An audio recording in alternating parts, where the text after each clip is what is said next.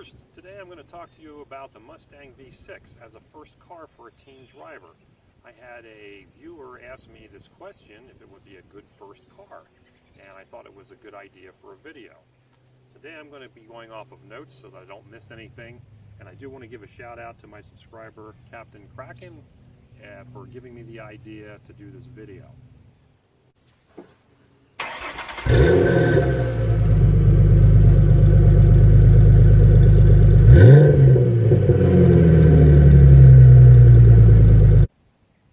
First, I want to run through some credentials. I'm not just the average guy with a Mustang going to be telling you whether you should or shouldn't buy one of these cars as a first car for a teen driver. Hopefully, you young folks are getting your parents to watch this with you so that they'll understand the good and the bad about maybe choosing a car like this as your first car. I am a high-performance driving instructor part-time. I do that on weekends throughout the year with the NASA organization. I also have done teen driving instruction with a wonderful group called Put on the Brakes. I will put a link in the description down there for that. It's a great class. I think every teen driver should try to take that. It's very inexpensive. It's only a half a day, but you'll learn so much about car control and how to handle a car. It's just remarkable. It's sponsored by Kia, and we thank them for putting the bill for that. Some of the other things that I have in my resume is that my day job, I'm actually an insurance adjuster, and so I go out and I look at wrecked cars and damage after the accident. I see how the cars hold up and things of that nature. So when I'm telling you if a car is a safe car or not, I have a little bit of extra knowledge behind that as well. So let's move on to some of the thoughts and concerns that we might have looking at a car like this as a first car. Okay, so one of the first things I want to bring up is nothing Mustang specific, but it's the idea of buying a car for your child versus having them pay all or part of it. I think it's very important that a first-time driver has a monetary investment in the car that they're driving. I know from my own experience growing up that I didn't have the same level of respect for my parents' cars as I did for my own, because my own dollars went into that. So I really don't think it's buying your kid a car is a great idea outright. You know, if they don't have the money because they haven't been able to get a job without a car, that sort of thing. I mean, you can buy the car for them, but I think they need to be paying it back to you, at least in part, over a period of time, so that they are monetarily invested in that vehicle. One of the ideas that you can do because of the expense of cars, and a lot of kids don't have money from doing much more than delivering newspapers or babysitting, which is how I made my first bucks, is that if they can come up with a certain amount of money, maybe you can match that, and that way they're still monetarily invested in it. This is a big thing that I see all too often, is that parents want to go out and buy their kid a nice safe car, so they buy them something pretty new or brand new, and they've got $20,000, $30,000, $40,000 worth of vehicle invested, and you're giving it to somebody that has absolutely no driving experience whatsoever. And it's a recipe for disaster, because even if they do respect the car, they don't have the skills or the knowledge or the experience to not have an accident at some point. You can pretty much assume that any new driver is going to bang into somebody or something over time.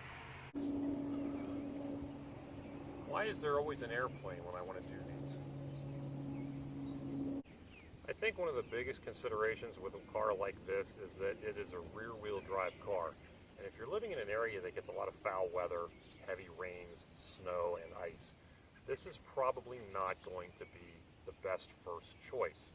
Now, having said that, front-wheel drive is going to be the easiest to learn and the easiest for a new driver to manage. All-wheel drive or four-wheel drive is pretty much something that's going to give that driver a false sense of security. I've seen it many times. Four-wheel drive, all-wheel drive only means that you can accelerate or move away from a stop better in foul weather. It does absolutely nothing for stopping or turning. So just because you can accelerate up to 50 miles an hour much quicker doesn't mean that you're going to be able to stop or avoid a problem should it happen. All-wheel drive doesn't work that way. Rear-wheel drive is fine if the person is trained to drive it correctly, and if you're driving in snowy weather areas, don't trust your your tires just because they say all season on them. I call them no season tires because they don't excel at any one thing. You really are going to be driving a car like this in the snow. Get yourself a set of 4 snow tires and an extra set of wheels. It makes it much easier. This car I've driven in the snow over the winter. A couple winter seasons I had it. I didn't have anything else to drive, and put 4 snow tires on it. And this car actually was better in the snow than the little front-wheel drive Focus I had that was the car before this one. So it isn't necessarily a death sentence that if you have snow that your car is not going to move, that kind of thing.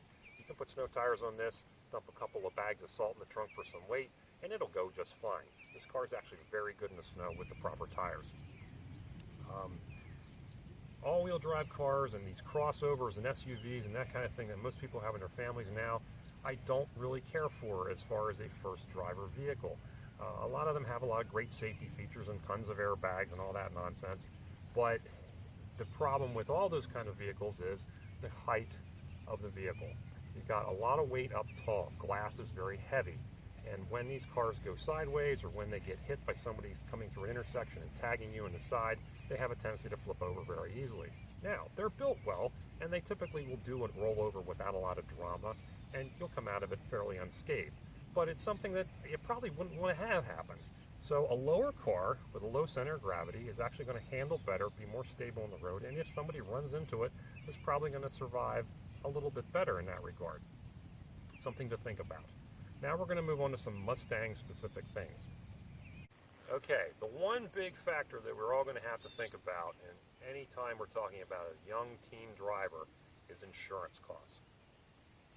You're going to be paying through the nose for insurance, and there's a reason for that, because kids will have accidents.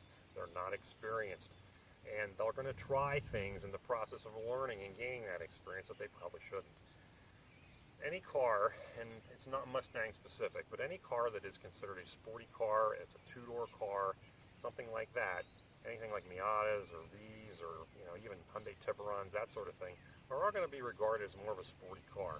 And sporty cars tend to have drivers that act a little bit more sporty on the road. Hence, they have more accidents. So that, coupled with the high repair costs of certain cars like this, is going to give you very high insurance premiums.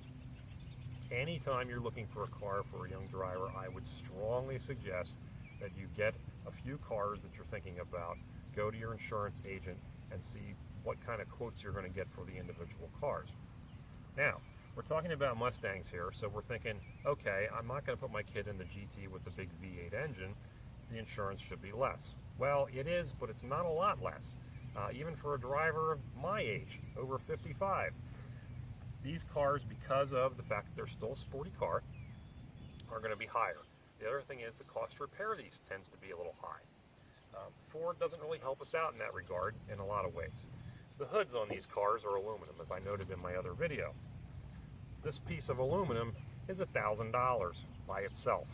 On a car that's worth $5,000, $6,000, $7,000 if you have a really nice one, it doesn't take long for this and a couple more things to get hit before the car becomes a total loss. So you want to be aware of that. The high cost of repairs and so forth, and the insurance on these is something that you want to take into consideration. Doesn't mean they're a bad car. We'll get to that in a minute. Most of you shopping for V6 Mustangs are going to be looking either at this, the S197, or the older SN95 or New Edge Fox chassis Mustangs. Between the two, this one's definitely going to be better and a bit safer of a car. The older cars are good cars. They drive well. I have no quarrel with an older New Edge with a 3.8 in it. I would certainly pick one up for a child of mine if it was a matter of cost. But if you can afford the difference, this is going to be a much better car for you. These handle a lot better, the structural integrity is much greater, and it's going to have all the modern safety equipment that you're going to want to see. On the subject of safety items, the S197 is going to be better than the older SN95 car. This car is going to have ABS, it's going to have traction control, and it's also going to have airbags in the front. But also after 2008, it's going to be standard side airbags as well.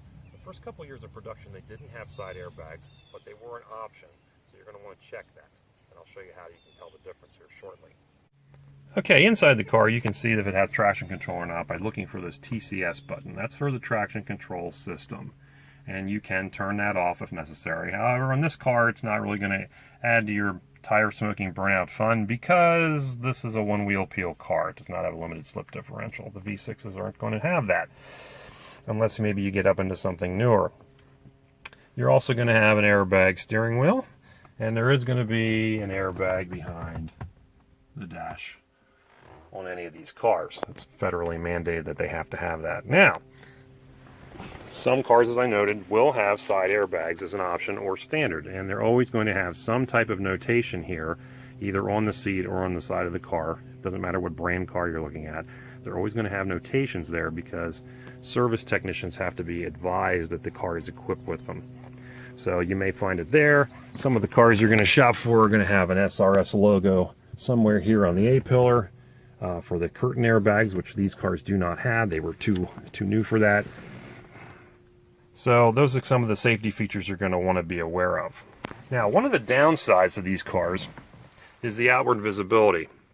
And this is going to be in any of these sporty kind of cars. Windshield's pretty good. You're going to be able to see a lot throughout there. The side windows, Mustang ones aren't too bad. Some of the Chrysler products, they're really tall and very narrow slot opening. But back here's where you're going to want to be concerned about your rear visibility. You're not going to have very much in the way of quarter vision because it's a two-door car. And also out the back, backing one of these cars up can be a challenge. I mean, I'm not a bad driver, but even I had trouble backing these things straight into a parking space for some reason. So, not the best thing maybe for a new driver because of this. Because a lot of problems that new drivers have, they wind up having incidents in parking lots trying to park. And so that's something that you want to be aware of as you deal with these kind of cars. Again, rear-wheel drive in these cars. So that's going to encourage young males in particular to do hoonish things by trying to do burnouts and donuts and drift and all that kind of stuff. And it's not really a beginner skill. These are things that you ought to get some professional help with. Manual or automatic transmission. The manual transmission is going to make a much better driver out of anybody because you're going to have to pay much more attention to what you're doing. You can't be fiddling with your phone and doing all that kind of crazy stuff. And it's going to be an additional bonus when you go to buy one of these cars because nobody knows how to drive manual transmissions anymore. So manual transmission cars tend to be very inexpensive and difficult for people to sell, so you can get a good deal on them. Just remember that the same applies when you go to sell it. You're going to have a very difficult time finding somebody that wants to buy a stick shift V6 car in a lot of cases. So those are the considerations in particular to the Mustang, at least the S197. Is it a good car for a beginning driver? Well, actually I think it kind of is. It's a very responsive car. It's got good brakes, good handling, good safety equipment. And the other thing is, it's a good looking, kind of neat car that a young driver, if they really want a Mustang or a Challenger or a Camaro, is going to be very interested in that car. And they're going to want to take care of it. And they're not going to want to crash it or smash it up, being an idiot with it, probably as much as they would with your average Ford Taurus, okay? I think that carries a lot of weight. Now, every kid's different. I was a good kid growing up. I still smashed up a couple of cars. That's just the way kids are. So you got to be aware and ready for that. But I wouldn't rule out these cars completely just because it's a Mustang. The V6 and the S197, the 4.0, it's a 210 horsepower car. It's good power. It's not great power. The car's a little heavy. A GT, no way. Not a good first car for any kid. The newer models with the 3.7 V6, that's 300 horsepower. I think I'd shy away from that. I don't think a new driver is probably ready for that level of power. As a high-performance driving instructor, I get students all the time coming to the track that they bought their first performance car and they buy the biggest, fastest thing that they can get. New Corvettes, Ford GTs, Vipers, all that kind of stuff. And while it's nice that they're able to do that finally, maybe at a position in their lives, they don't have the experience to drive a car like that. They should have started slow and worked their way up. That's how you get to be a really good driver. My best drivers on the track start with Miatas. It's just the way it is. They learn how to make a slow car go fast around a track, and then they can move up to something that's got some actual horsepower. I recommend that for kids as well. Give them the best tool for the job, something that handles good. A Jeep Wrangler, terrible first car, wouldn't do it. Too tippy, too tall, just too awful. They're the worst car you can give your kid. And I know there's a lot of people out there that are cringing when I say that because they've had their kids buy Wranglers or bought Wranglers for them. I love Jeeps. I've had several myself, but it's not a good first car, anything like that. Pickup trucks too. Tall, very vague steering, kind of numb handling. Not a good choice. Wouldn't go there either if I could help it. I get them a car that's a car. I used to recommend Volvo 240s as the best car for a student to start out in because it's an indestructible car that has no power. They kind of went away. My next car, go-to car, was the Ford Taurus, cheap, dispensable. Nobody cares if you bang it up, but a good, solid, safe car. Now it's a little harder. Everything's a crossover and SUV. What do I recommend? I don't know. It's kind of hard. Not a bad choice if you can afford insurance and you're aware of the pitfalls on it. So, yes, it's a good car for a first driver, but be aware of what you're getting when you go for one. I hope that was helpful. If you have any other questions specific to Mustangs, driving, anything like that, drop them in the comments below. I'll be happy to try to answer them, maybe even do a video on it for you. Thanks a lot for watching.